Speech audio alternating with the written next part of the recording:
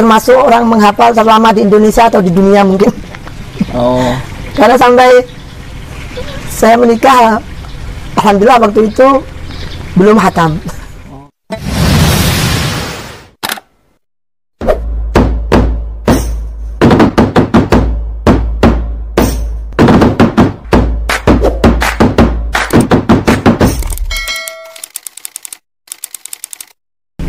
Alhamdulillah, saya dilahirkan di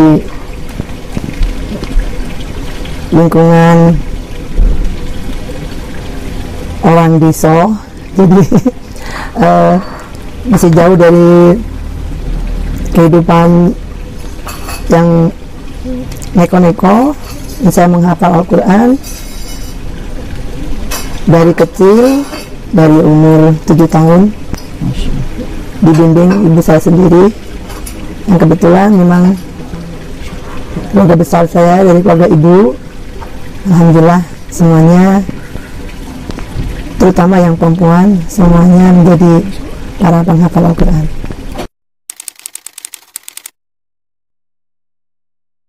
Tidak, 7 tahun itu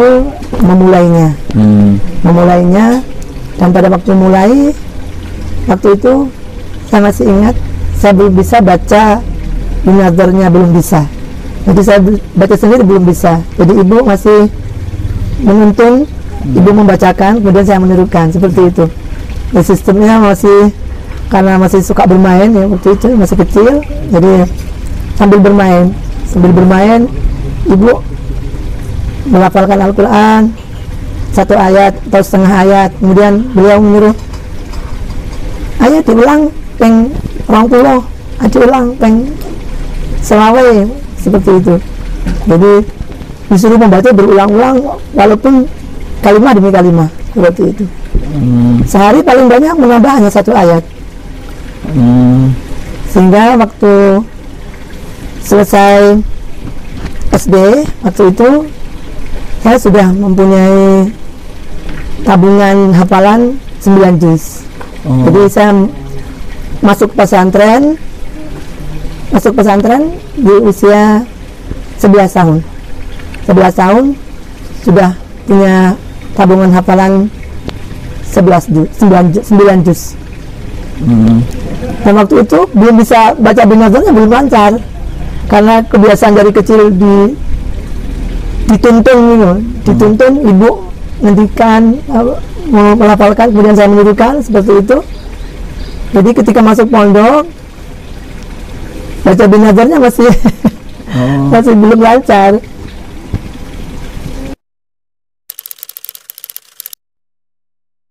Di pesantren Jepara, tepatnya di pondok pesantren Al-Islah Al-Isam yang diasuh oleh Kiai Ahsan dan Ibu Nyai Hajar Maftuhin,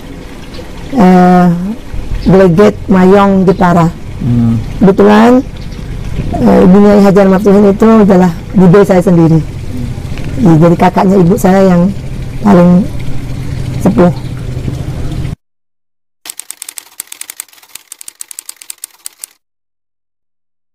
Di pesantren meneruskan menghafal diulang dari awal yang sudah di tabungan yang sudah dipunyai tadi.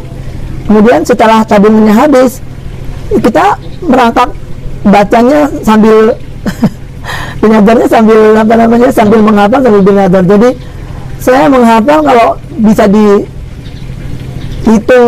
jumlah tahunnya, mungkin termasuk orang menghafal terlama di Indonesia atau di dunia mungkin. Karena sampai saya menikah, alhamdulillah waktu itu belum hatam. Jadi saya menghatamkan sesudah menikah dengan Bu Zamzam.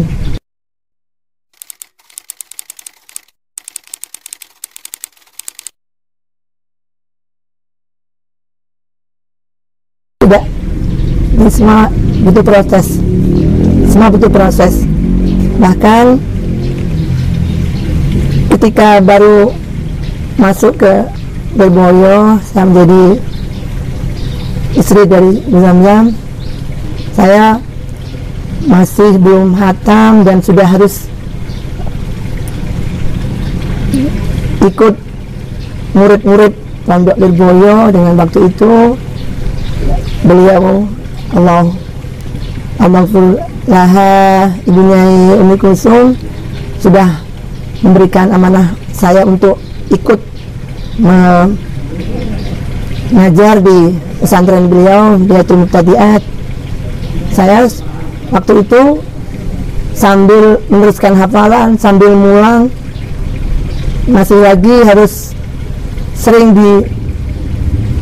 menderekkan Bunyai Kafah, Bunyai Idris untuk semaan ke sana-sana, walaupun belum lancar. Akhirnya termotivasi untuk bisa seperti beliau-beliau yang sudah lancar waktu itu. Terus setelah khatam, saya mendapatkan ijazah dari Ibu Nyai Zuhriyah Munawir. Waktu itu saya meneruskan hafalan di sana. Beliau memberikan ijazah supaya cepat lancar. Satu hari murojaahnya 10 juz, dilakukan selama 1 tahun. Saya kan setelah menikah kan belum hatam, masih 20 juz waktu itu. Meneruskan hafalan pada beliau sampai hatam. Kemudian setelah hatam, karena saya tidak bisa sana biasa dengan ikut riaduan. Riaduan itu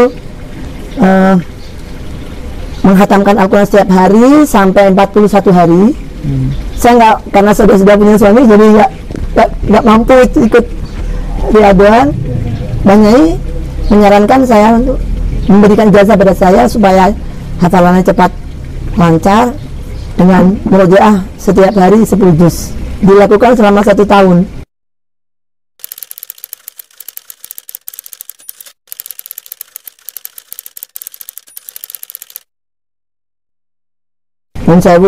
Saya sudah mencoba sendiri, saya mengalami sendiri bahwa saya hidup rumah tangga dari awal tidak langsung seperti sekarang, misalnya ada banyak santri, kemudian ekonomi sudah bisa mapan seperti itu. Dulu saya juga sama mengalami, makanya dari bawah. Saya bahkan harus dulu masih awal-awal di Lirboyo, saya masih harus bangun jam 2 malam sambil kuring-kuring jajanan, bikin gorengan, jajan itu. Quran saya hadapkan ke tembok gini ya, sambil dibaca. Yang belum bisa tidak melihat Qurannya, saya sambil baca. Pokoknya bagaimana supaya 10 juz itu satu hari terbaca semuanya. Ya, saya bawa ke dapur, saya hadapkan ke saya, kemudian saya sambil bikin gorengan, sambil baca Quran. Karena kalau siang hari saya sibuk ngomong anak-anak. Waktu itu saya juga langsung punya anak kecil-kecil, jadi kalau ada yang mengeluh ke saya nggak bisa jaga hafalan karena sibuk dengan pekerjaan rumah tangga, sibuk ngurus anak, saya sudah mengalami semuanya itu. Jadi saya sudah mengalami semuanya itu. Saya setiap anak saya usia 1 tahun, saya hamil lagi. Jadi anak saya kecil-kecil banyak sekali. Jadi kalau anak-anak zaman sekarang bilang pekerjaan rumah tangga dan mengurus anak itu menyita waktu untuk belajar, tidak betul. Jadi jangan kami hitamkan pekerjaan rumah tangga sebagai alasan untuk tidak punya kesempatan bekerja. Jadi kalau kita bisa mensiasati, semuanya bisa. Kalau sekarang saya cuma punya amalan yang rutin saya lakukan lebih ringan dari dulu, dari ijazah yang diberikan oleh Ibu Nyai Zuhriyah Munawir, yaitu 10 juz. Kalau sekarang saya hanya pakai Fahmi Bisyauqin itu lebih ringan karena satu hari ada yang 5 juz, ada yang 4 juz. Jadi dalam 7 hari hatam. Kalau dulu kan dalam 3 hari harus hatam. Nah, sekarang lebih ringan. Saya mendapatkan jazah Fahmi Bisyauqin sekitar 13 atau 14 tahun yang lalu dari beliau Kiai Haji Uli Nuha Arwani.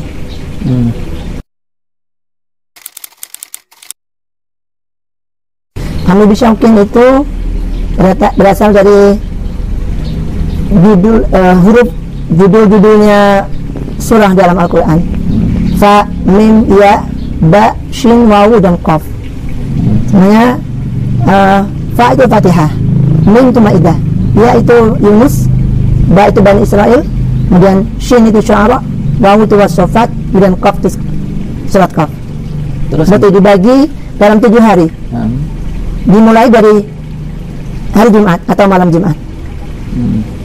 Jadi setiap malam Jumat kita mulai, di hari Kamis kita khatam. Seperti itu. Alhamdulillah sekarang Fahmi Bisyauqin sudah menjadi program wajib di pesantren Al-Baqarah.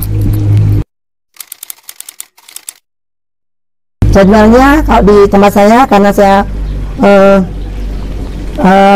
memperjuangkan bacaan tertil, jadi saya jadikan 2 majelis, malam hari dan pagi hari. Malam hari mungkin waktunya 1,5 jam, atau pagi juga 1,5 jam. Kalau dengan bacaan tajwid mungkin bisa 1 jam selesai. 1 jam selesai, 1 jam di malam hari dan 1 jam di pagi hari. Insya Allah tidak menyita waktu, sangat tidak menyita waktu. Jadi dari kecil ibu saya itu mendidik saya berleso ojo merem. Gitu. Ternyata deres nggak merem itu dulu saya nggak tahu kaidahnya apa. Gitu. Ternyata dengan kebiasaan nek deres orang merem niku, ternyata beliau bertujuan setelah saya sudah dewasa, sudah menikah, beliau menerangkan, Bu, kenapa lek deres ndak oleh merem? Ibu menjelaskan, yo lek urip iku penak terus, nek uripmu ora penak engko nek sembarang-barang kudu dilakoni dhewe, mosok yo ora perlu deres. Karena ketika deres dengan kebiasaan deres dengan menjamkan mata, memang ayat-ayat Quran seperti ada di mata gitu, berarti melek biar hilang. Gitu kita melek, kadang hafalan biar. Tapi ketika sudah terbiasa dengan deres dengan mata terbuka, kita bisa nyambi apa saja, nyambi ngomong, nyambi masak, nyambi sembarang. Asal nggak nyambi di kamar mandi aja gitu.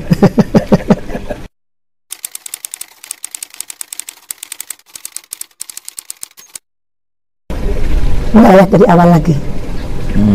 Mulai dari awal lagi, menghafal lagi, satu demi satu ayat dihafalkan lagi.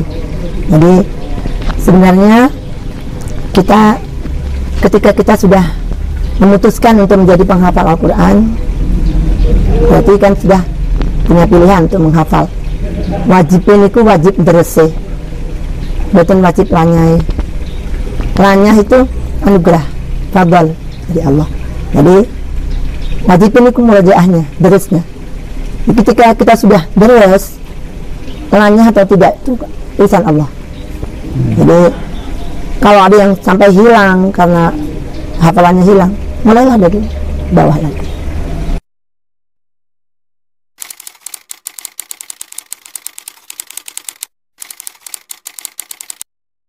Masing-masing orang tidak sama ya.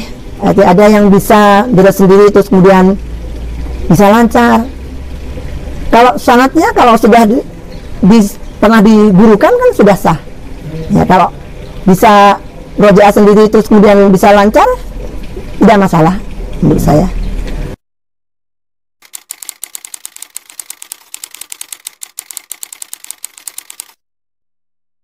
Ya, kalau menurut saya yang saya alami, kalau kita memang ingin mencetak generasi para penghafal Al-Quran, dari kecil sudah dibiasakan mendidik anak-anak membaca Al-Quran dengan fasih.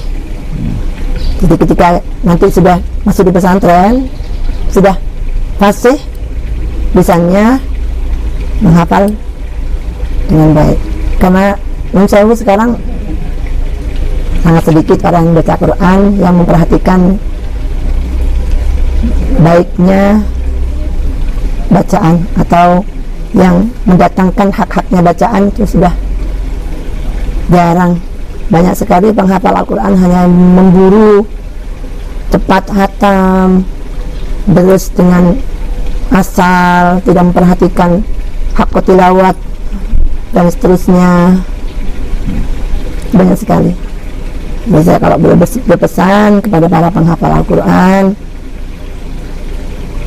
berso kaya ini perintah Gusti Allah, yaitu ditartil dengan jelas bacaan yang memenuhi hak-haknya bacaan.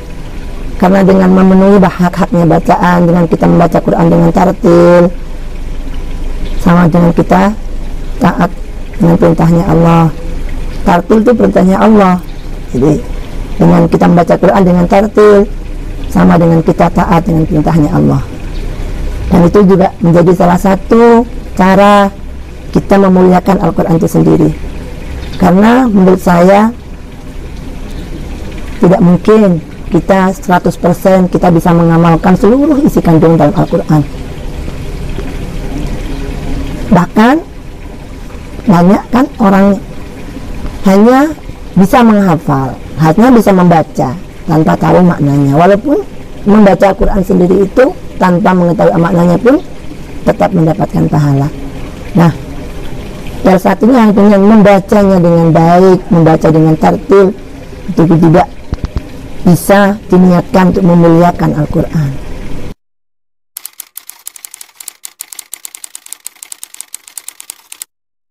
Relatif ya kalau menurut saya. Kalau saya pribadi, karena mungkin ada di pesantren ya, ada di pesantren dari kecil, terutama anak-anak perempuan saya itu diurui cara ubudiyah sehari dulu, diberi pelajaran ubudiyah wajibnya dulu. Misalnya cara berwudu dengan baik, cara sholat yang sudah betul, kemudian sebelum balik ya, sebelum balik itu sudah di pelajaran ilmu syaratnya dulu, yaitu cara bersesuci yang baik, yang betul, kemudian cara sholat yang betul, kemudian semacam itu ya, pendidikan pokoknya, dasarnya. Kemudian nanti setelah, kebetulan anak-anak saya baru mau menghafal setelah lulus SD. Tidak ada yang seperti saya dulu waktu masih kecil yang menghafal, tidak ada. Jadi anak-anak saya semuanya baru mau menghafal setelah lulus sekolah dasar.